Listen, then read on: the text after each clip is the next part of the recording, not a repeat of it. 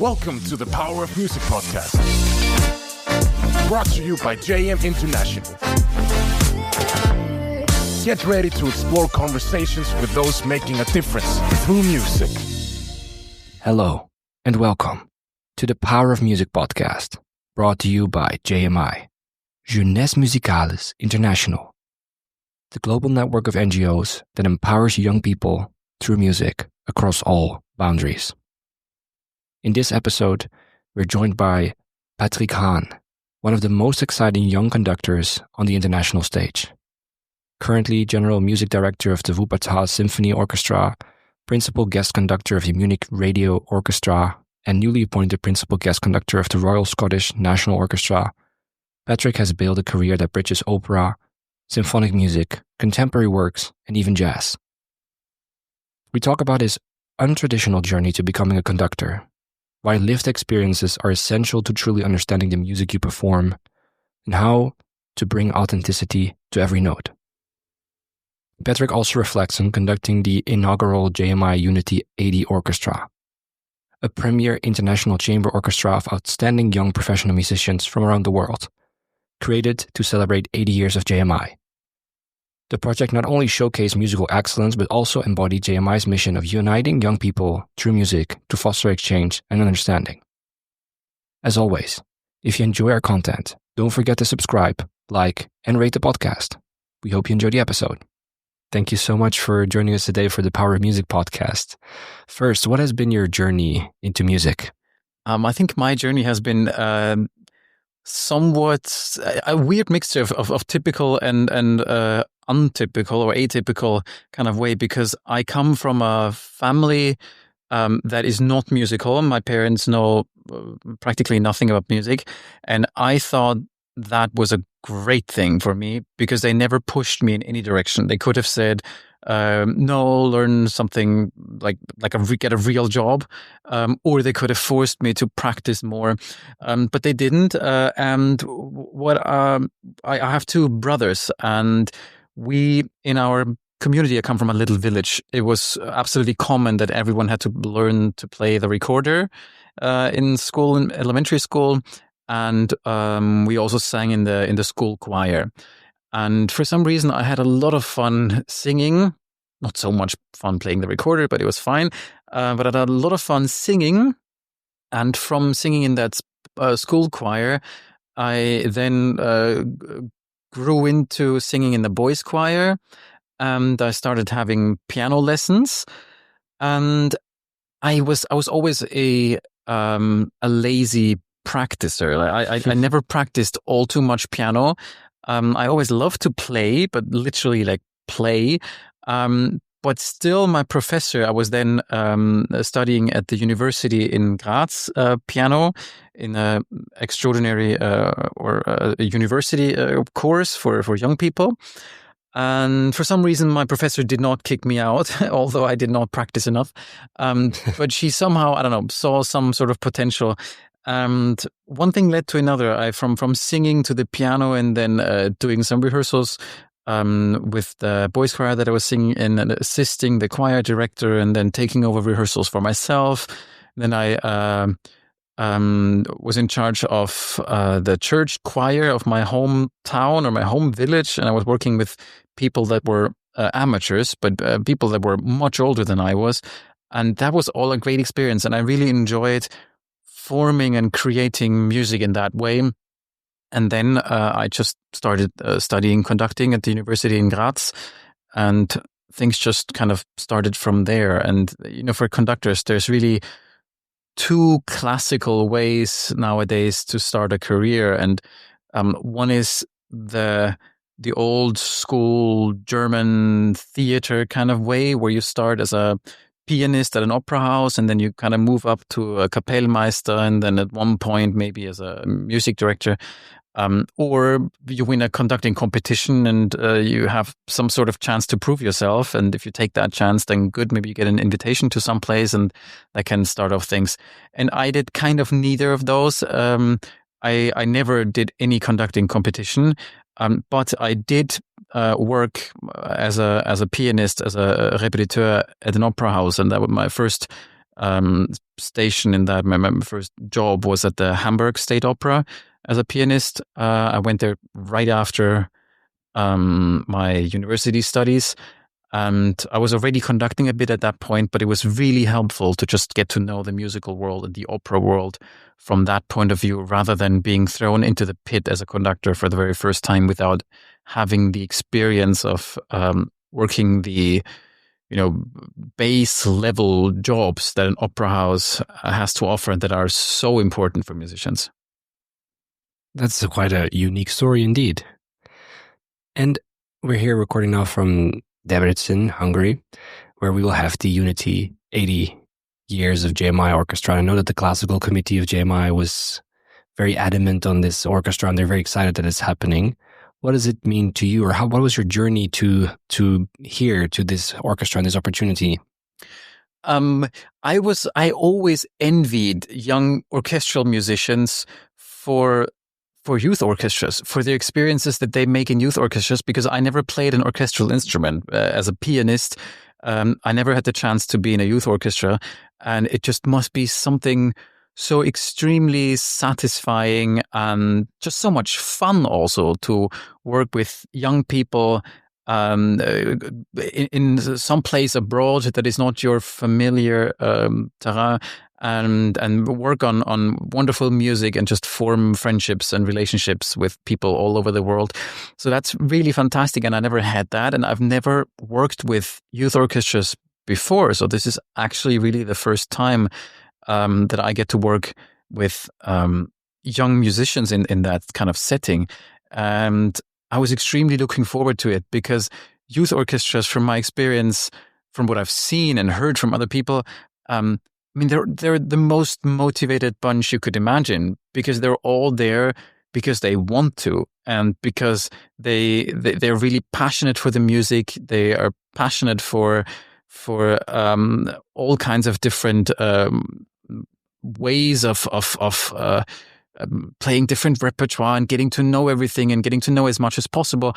Whereas sometimes when you're when you've landed in the professional world of music making, there are moments where it feels like some people in orchestras sometimes just they're doing it's a day at the job, and I can't really blame anyone for that, because if you do this for your entire life, and there will be programs and there will be soloists and there will be especially conductors that you can't stand. And then you're not quite as passionate as you should be every day. But all of that, day-to-day business of being a professional musician hasn't quite kicked in yet with those young musicians. So this is really just an extraordinary atmosphere, and everyone is so excited, and it's been really a great ride. And I know you had the first day of rehearsals today. How was it? It was great, because it was exactly what I was hoping for and was what I was expecting. I mean, they came incredibly well prepared. You could really tell everyone looked at their parts intensely and rehearsed and practiced well before they arrived here. And that was really nice to see how in a way, hungry they were for all sorts of input and for getting it together now, having practiced it by themselves and then in little sectionals, and now putting it all together. And they're really attentive. They're super quick. If you ask something of them, they will do it immediately. And their reaction is just great, and it's a wonderful atmosphere. So I really enjoyed that first day, it's a lot of work because it's long days. And they play lots of notes during that entire day with short breaks in between. But it's a very long day, and their endurance and their passion has been really wonderful. So it's been a very nice first day. I had the pleasure of meeting them earlier because I gave them a workshop, Find Your Why. I don't think that was what they were expecting, and they seemed a bit startled at first with the strange exercises, but I do think there was this very youthful spark of being there, being present, and wanting to aim for something and create something spectacular. And it's always what I love about classical musicians. We were doing a training in a room next to it in the same building, and the classical musicians came and said, but where's the rooms where we can practice later? Because we need to practice more, right? They're always very enthusiastic and they really want to make the most of it. And that, I think, is admirable. Yeah, because I mean, the competition is just huge. It's immense. So many people, thank God, are interested in classical music and want to pursue a career in classical music. But there are only so many jobs. Not everyone is guaranteed a job in an orchestra or in whatever way they want to see themselves in. So the competition is very high and very tough.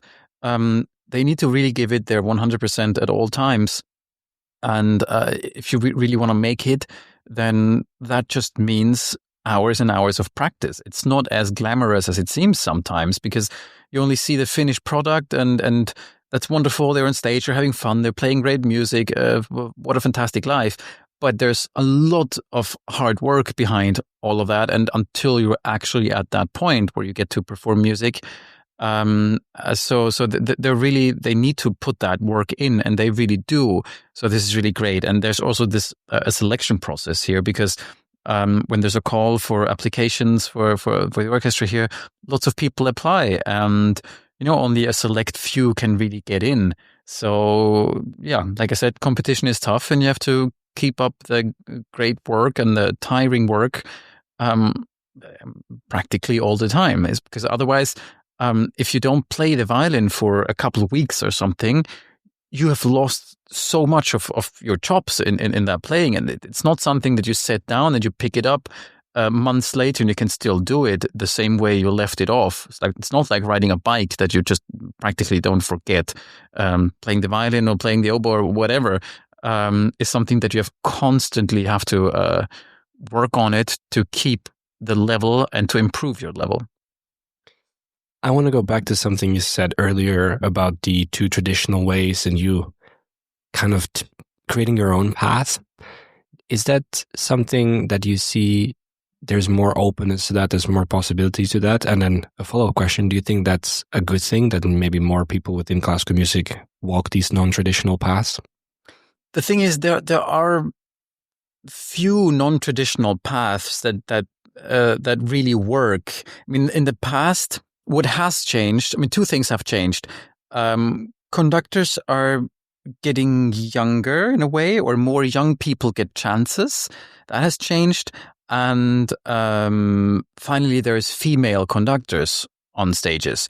And that is very important. That has a big effect, because in the past, and this is all historically grown, because in the past, being a musician was something that was mainly reserved for men in the professional sense.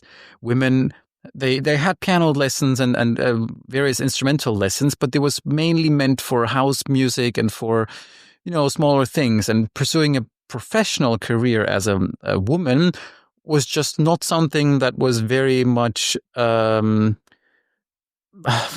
don't want to say accepted, but it was just very, very uncommon. So the chances were very limited. And this has just in the last decades changed rapidly. So now there's this process of young women getting also into the field of conducting, and women conductors emerging more and more. Of course, there are very experienced female conductors, but there's very few of them, really. Very few on the same level of visibility that other male conductors have. And that's something that has to change, and that's something that has also started to change in the last recent years. So that's a main factor that's been changing recently. But I think from the standpoint of a conductor, it's, of course, a young conductor will have a different view on things and will ultimately lead to a different interpretation than a very experienced, mature, older conductor. No matter whether that's a male or a female conductor, it's just about music at that point.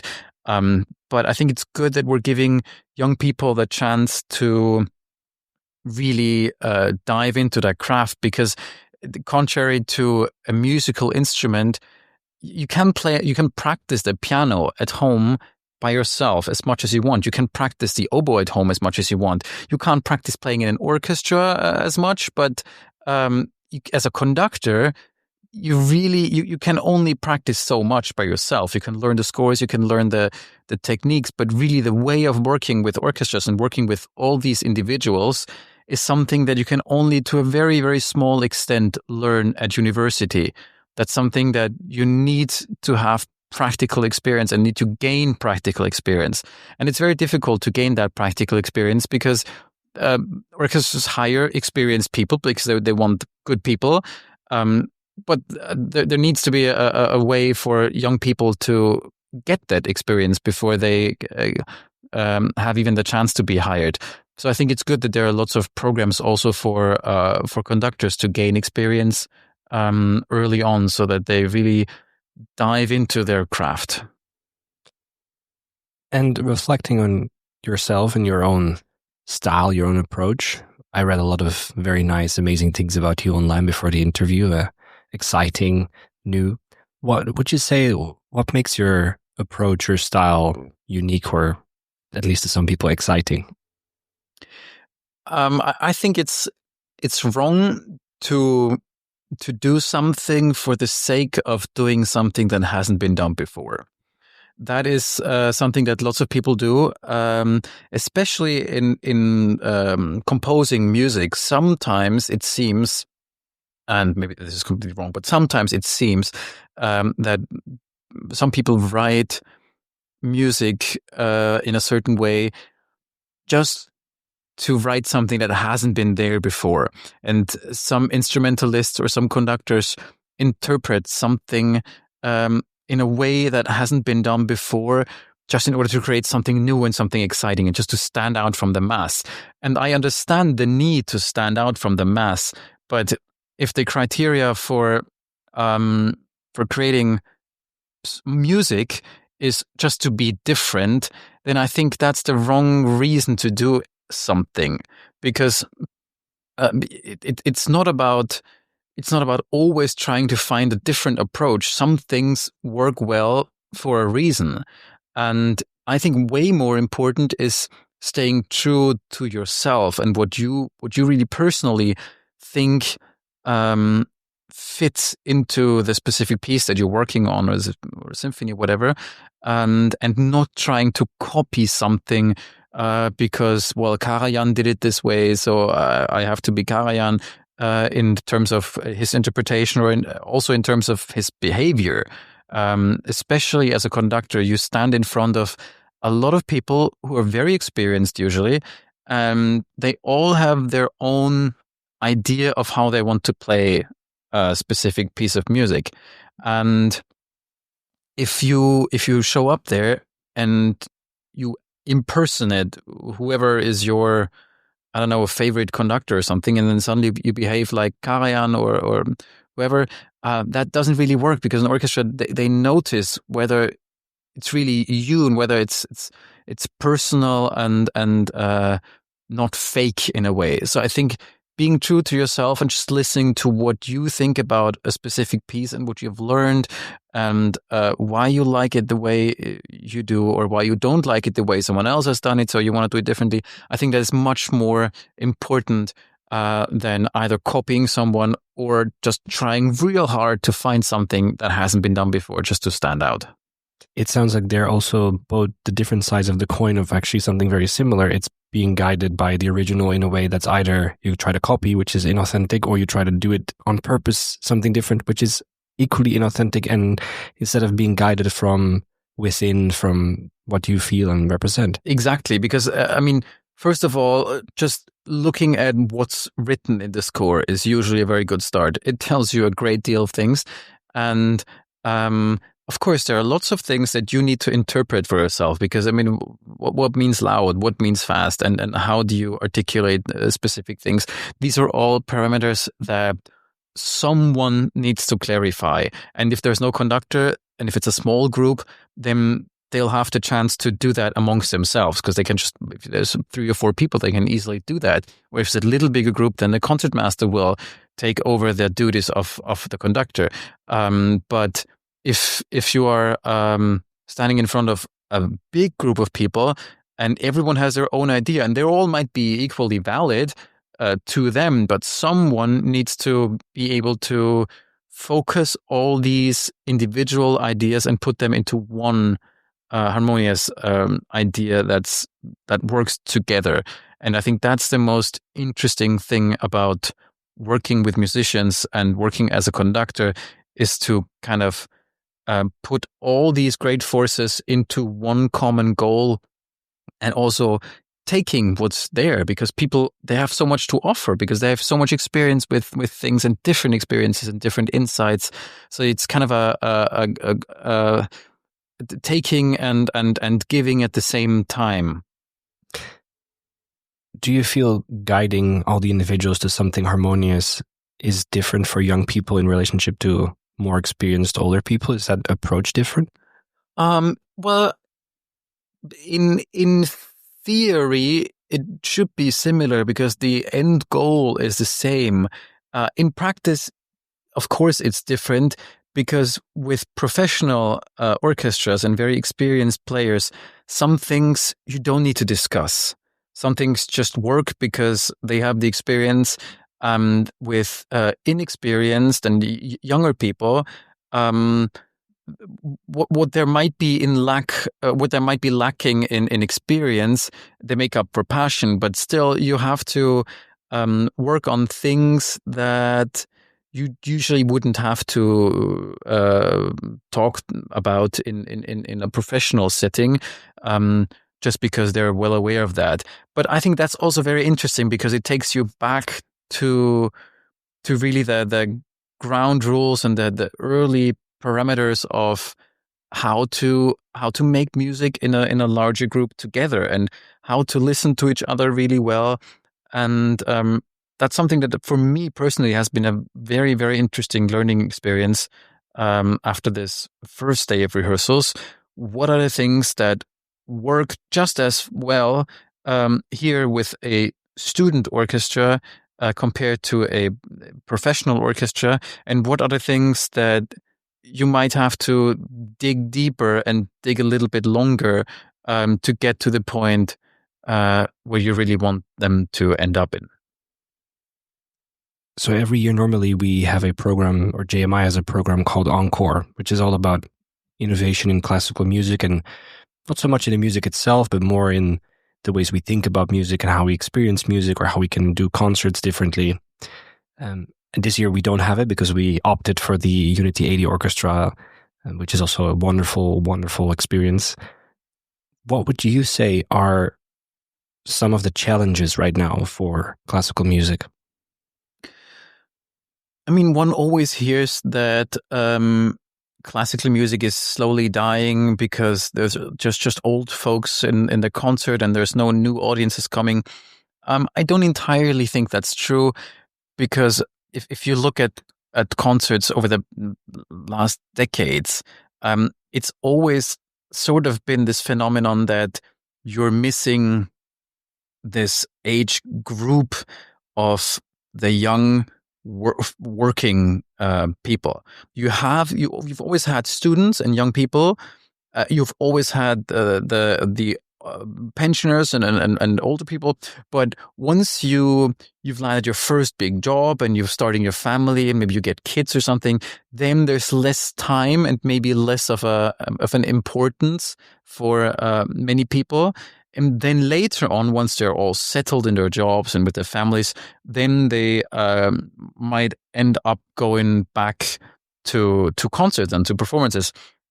So I think that's really the group that we're missing the most. But what is giving me so much hope is that in the last years, or also decades really, there has been so much education work been done by various organizations, orchestras, opera houses.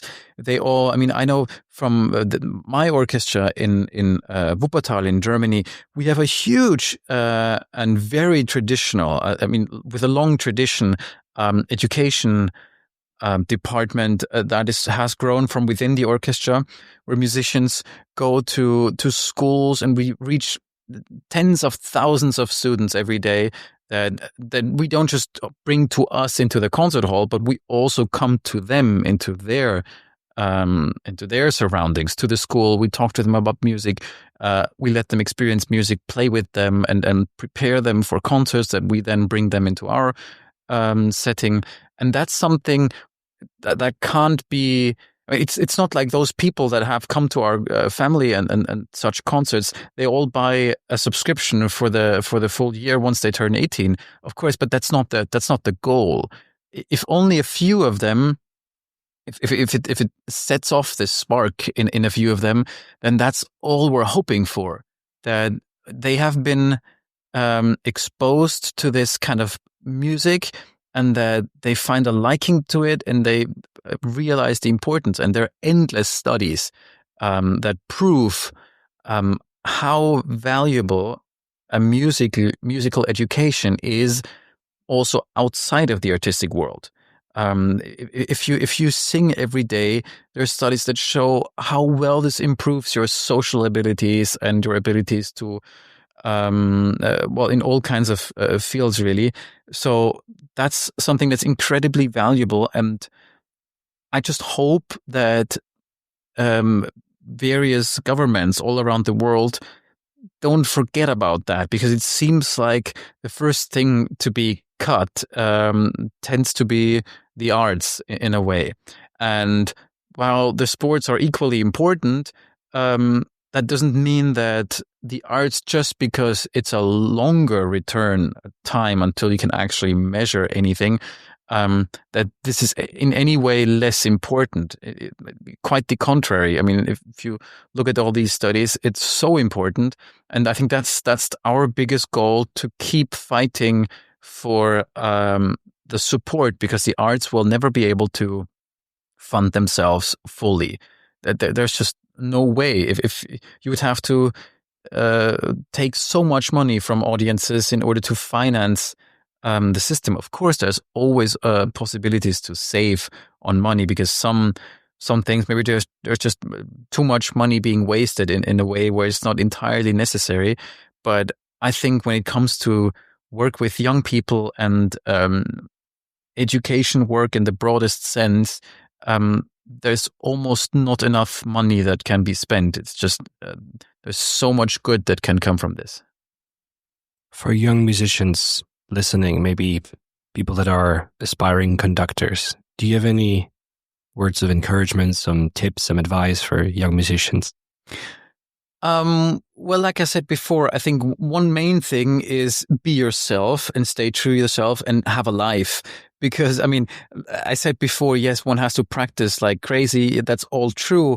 But how can you convincingly perform something by Tchaikovsky or Bach or whoever if you have never really experienced anything in your life? I mean, and I'm exaggerating now, but if all you've seen is study room A, B, and C, and that competition and this concerto, I think it's important to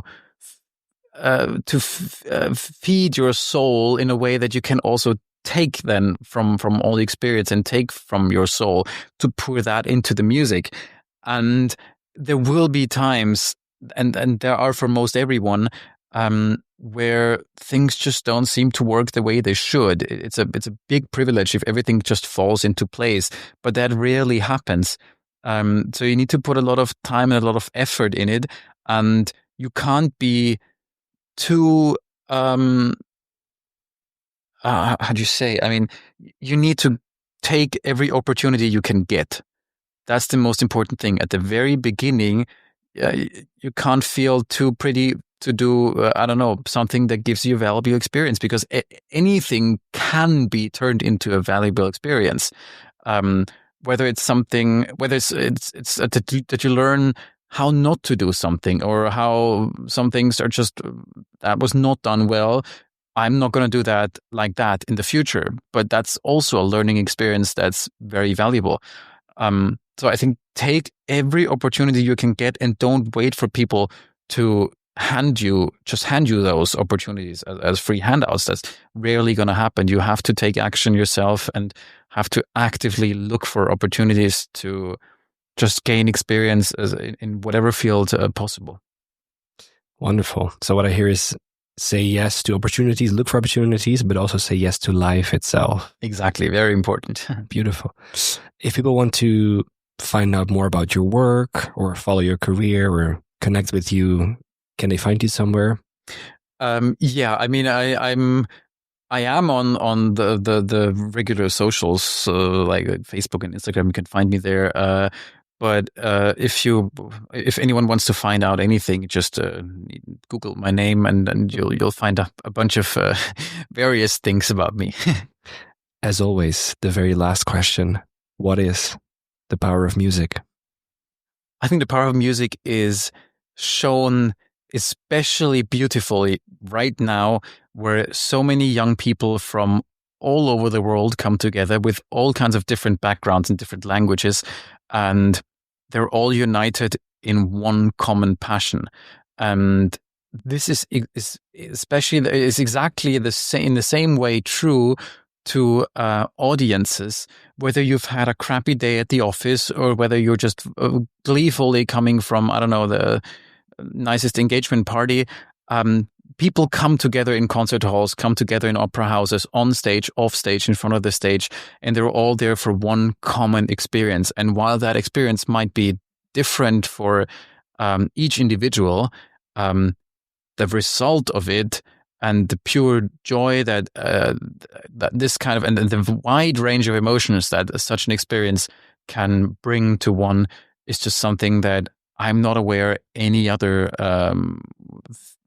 thing in life can really bring you. Thank you so much. Thank you for having me. Thank you very much for listening. If you want more information about JM, or you would like to get involved, visit www.jmi.net. At JMI, we are on a mission to make the world more musical. That's why we created Mubazar, a digital platform that helps us manage all our musical activities across 80 countries worldwide, connecting musicians with opportunities to grow both personally and professionally. If you are a music professional looking for a better way to manage and promote your music activities, check out Mubazar. Created for music organizers, by music organizers, Mubazar allows you to run music competitions, workshops, camps, auditions, masterclasses, awards, events, and much more. Mubazar offers custom application forms, payments for your activities, jury tools, translations, analytics, and more. Mubazar is fast becoming the best place for musicians to find and apply for music opportunities online, and you can sign up today for a free organizer account by going to www.mubazar.com, registering, and then requesting to upgrade to an organizer on the right-hand menu. For more info, don't hesitate to get in touch via support@mubazar.com. It would mean a lot to us if you could give us 1 minute of your time and rate and review the podcast. In case you have any suggestions or would like to be one of our next guests, feel free to reach out to us through the JMI socials.